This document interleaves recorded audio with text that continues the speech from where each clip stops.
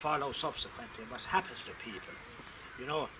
And before Hogan was 21 years of age, he was centrally involved in 13 killings. Just to name a few of them now, was O'Connell and MacDonald at Soloheadbeg, Enright and Wallace at Knocklong, Maher and Foley, who were executed, Sergeant George Nason in Ward's Hotel in Rackeen,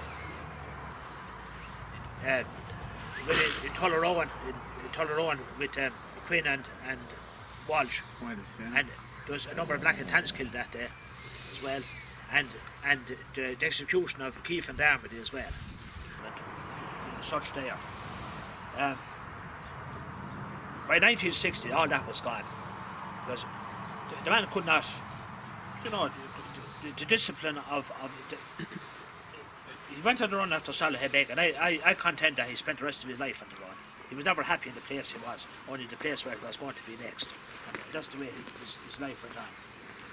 In 1960, his friend Seamus Robinson, in Highfield Road in Ragare, Seamus Robinson took him in and took care of him for over 6 months. And you might have heard Tim Ryan over in Galbally talk about Stan O'Brien.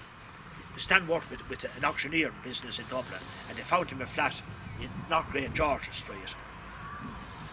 Now, that's the house where David Norris lives in today, and actually I had the opportunity to see that room there just a couple of weeks ago. David Norris and himself, a grandson of Sean Hogan, to see that. So that's where his life finished, you know. The high living of Selbridge and the stud horses and the greyhounds and all of that was a thing in the past, you know. When he was in at Boy, he called the place Knocklong Dairy, so he used to make butter and all of that. But nothing never lasted, and you could understand how to be, because these things, I suppose, to sweet to dance to music and love and life is fair.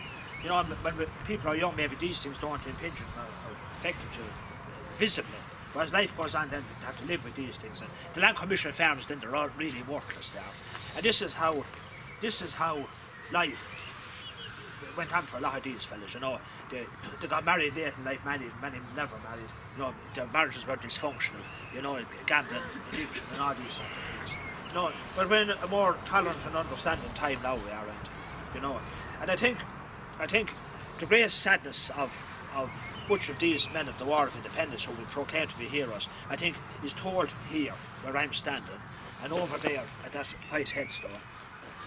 Sean Hogan is buried here with his father and mother, and with his brother Matcher and his sister-in-law, and his Aunt Johanna Corbett. Sean Hogan's wife Christine Hogan is buried over there with her family. And isn't it amazing when you think of it, that through all of that turmoil and all the uncertainty and the loss and the sacrifice and everything, that they could stay together. And then when peacetime came, it fell apart. Yeah.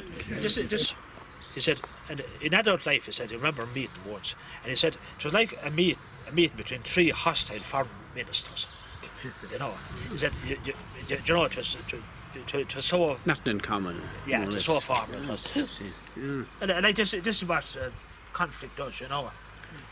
But I would say that, I mean, we often talk about how a lot of the people that survived the War of Independence, none of them ever talked about their experience, you know, or didn't want to talk about it, and would only tell, would say, some of their stories under a bit of pressure and that. But I would safely say a lot of those people actually suffered from what we now term post-traumatic stress disorder. Yeah. I mean, remember, it wasn't like a conventional war where, I mean, you might be firing across a line and it could be a half mile away, you'd be shooting at someone. I mean, the killing during the War of Independence and the Civil War, an awful lot of it was what you'd term up close and personal. I mean, you were looking at a person in the face, in the eye, you know, as you pulled the trigger. Like, go back to Soloheadbeg. I mean, they must have been no more than 20-25 feet away from those RIC men. In the railway carriage in Knocklong, I mean, it was as close as you could possibly get. Mm-hmm. So, like, that kind of thing had Effect. it Had had to have an effect, it had yeah. an effect Yeah. on people. And I mean, the more life went on, the more I'd say it was taking its toll on them. And there was no form of counselling or anything No. like that. It was just a case of get on with it, like.